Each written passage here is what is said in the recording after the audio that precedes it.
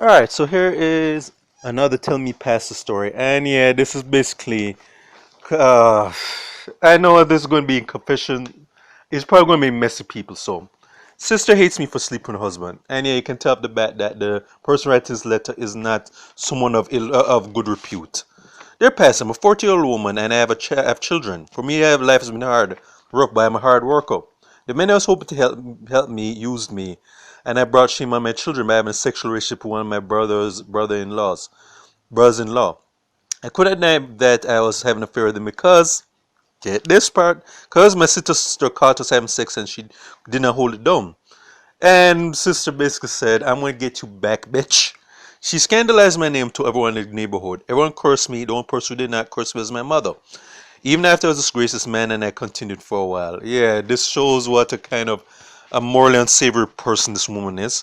He told my sister that she was going to do what she'd be doing. He would not do what she should be doing. You know, have gone straight, meaning that their love life was pretty much not really up to pat. So basically, he said to have a side chick. So and that side chick being her sister, which is a low, despicable thing to do. One of my children resembles this man. He could be his child, but the man whose name he's carrying has never questioned me as to whether he's a biological father. Me, he don't give a shit though. He's basically saying, "Hey, I just wanted you just, I just want to have my cake and eat it too. I'm not. This is not. Wasn't a real relationship where this guy is concerned." All right, so basically is that he doesn't really care about the sister, the main person. He just said, okay, I'm not getting sexual gratification from my wife, so I'm gonna have you fill that role as a mistress. I mean, it doesn't go any further than that. I mean, if I have a possible child with you, that's your problem, not mine. All right, so shows you to a bastard her brother-in-law is as well. So, all right, so I'm now with a Rasta man who's 50 years old. He can hardly manage, but no man's ever loved me like this Rasta man. Basically, this guy's a cleanup guy. He's a hardworking farmer. He helped me to build a house, and since we've been together, I've never gone to bed hungry. I did not know I love a Rasta man. Sometimes when I'm in bed, all I have to do is play with me, and I don't give a shit. Okay, about her love life with the cleanup guy. I would love for my sister to forgive me. Why should she? But she says she will never forgive because I'm a whore. And the sister's right. Sometimes I feel I'm alone. I have to go to my doctor of always. My wife tell me she should not worry. You won't leave me. So here we have basically an unsympathetic woman who's basically a homewrecker. And it just sounds like she's just a thought as well. Because it sounds like she's just saying, okay, the men who thought would help me.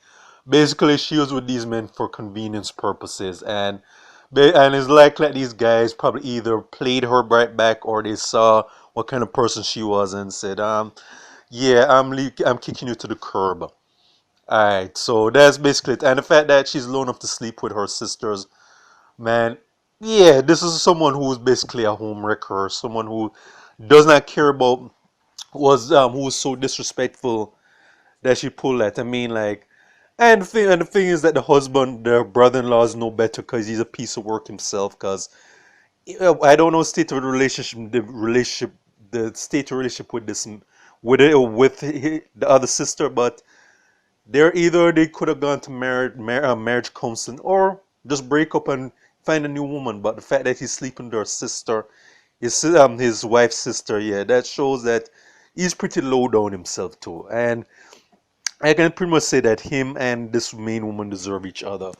And the fact that he has a possible child with this main woman, and he's obviously not going to acknowledge it. It shows you that he pretty much sees her as just the mistress. And yeah, the rest of man, not that his religion is significant in the story. He's just a cleanup guy. He's just basically there to basically be her placeholder and really financially manage her so that she doesn't so that she basically sees so she basically has someone to fall back on. And I don't really doubt that she really loves this guy. She just says, okay, this guy is just there to just really help me to keep a roof over my head, food on the table, money in my pocket. Because I'm pretty sure this Rastaman, who sounds like a simp in my opinion, is just basically there just to accommodate her financial need, her materialistic needs. And so yeah, so basically this is a woman who's really not relationship material. And I do feel sorry for the children for having this as a mother. I'm just gonna put it out there. And so, and for with sister not forgiving her, yeah, people say, oh, she should forgive because they're blood, but she wasn't thinking about her sister, her familial ties when she was banging her husband. So I can't really fault the sister for that. I mean, and it's probably, and I'm guessing we'll bet that her and her sister have never really gotten along prior to her to the affair with her husband. So she's pretty much said, okay, yeah, I knew that my sister was on some bullshit, and the fact that she slept with my husband is a final straw. So yeah, I'm not really dealing with her in any capacity whatsoever going forward. And why should anybody? That's just my esteemed opinion. So this is for State of Jamaica and the Caribbean. Check out my YouTube pages, Miles Goes and Farron, Miles Productions, Real Thoughts and Miles. All right.